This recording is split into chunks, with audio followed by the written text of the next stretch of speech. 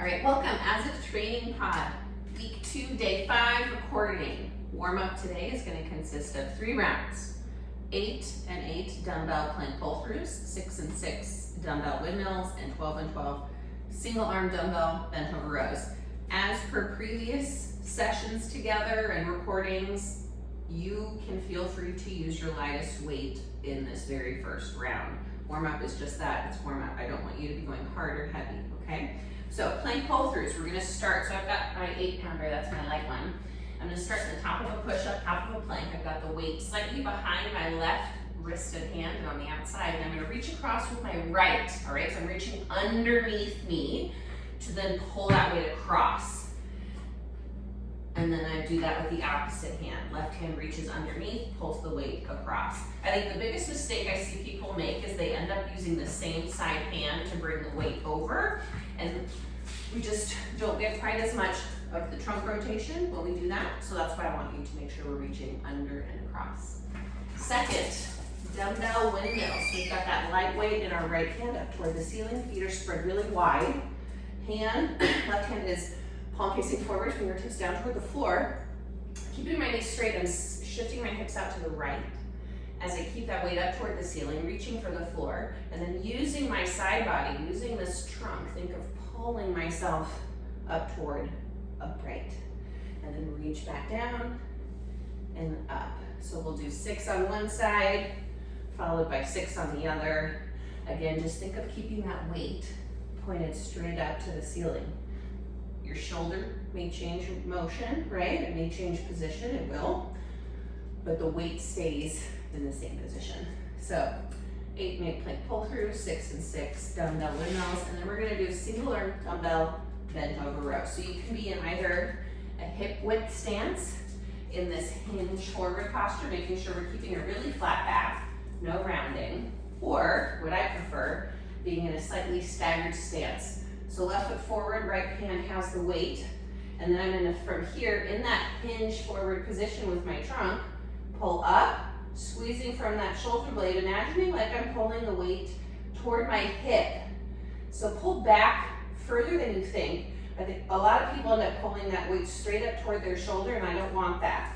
I want you to think of this movement initiating from your back, from that shoulder blade pulling to midline, and then following with the weight bringing it toward your hips. So you'll do 12, and then switch, 12 on the other. So this is the warm up, 3 rounds, 8 and 8 dumbbell plank pull-throughs, 6 and 6 windmills, 12 and 12 single arm dumbbell bent over rows. All right, have at it, and then you can pause here before we go into A. All right, part A, we've got 3 rounds, 8 and 8 reverse lunges, 6 and 6 split squats, and 4 dumbbell thrusters. Now, ideally for all of these movements, you will hold 2 dumbbells at the same time.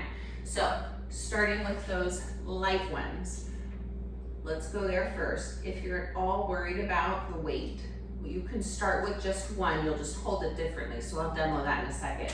So, lunges, split squats, thrusters.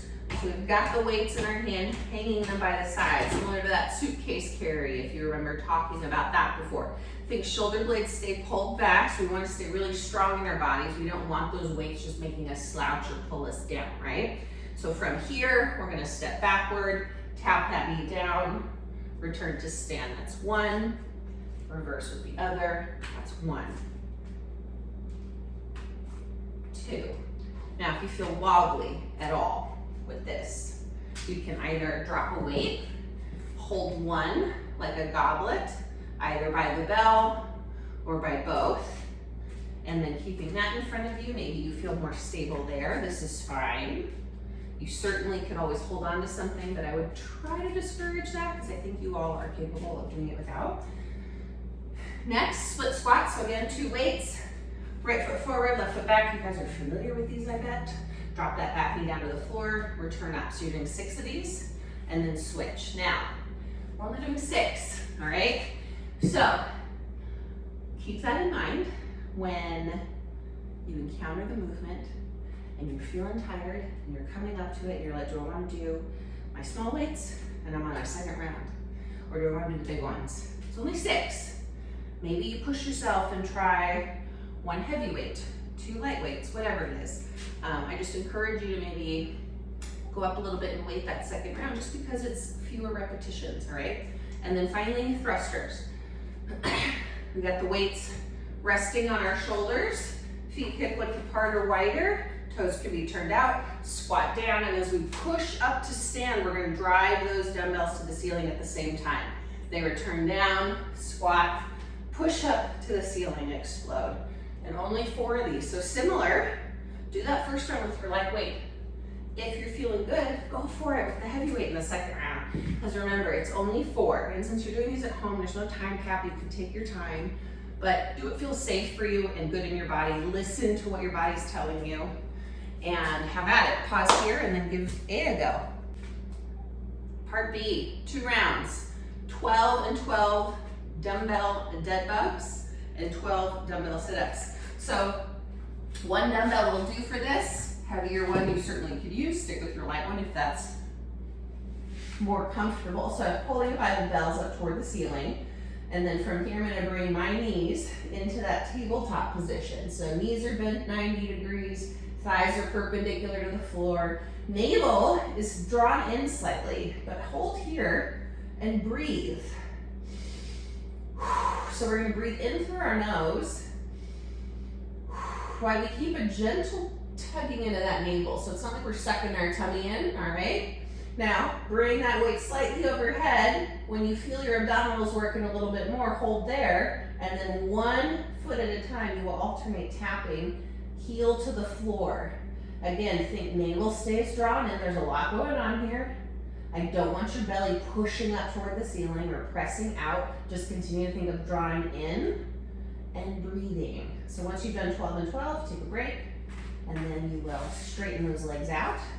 Return that weight to overhead when you're ready, and then we're gonna drive right up into a sit-up, pushing the weight to the ceiling, finishing with head between the arms and back down. And drive up and back down. So you're gonna do 12 of these guys. So 12 and 12 marches, so 12 taps on each heel, followed by 12 dumbbell sit-ups, 2 rounds. That is part B. Have at it. Go get it.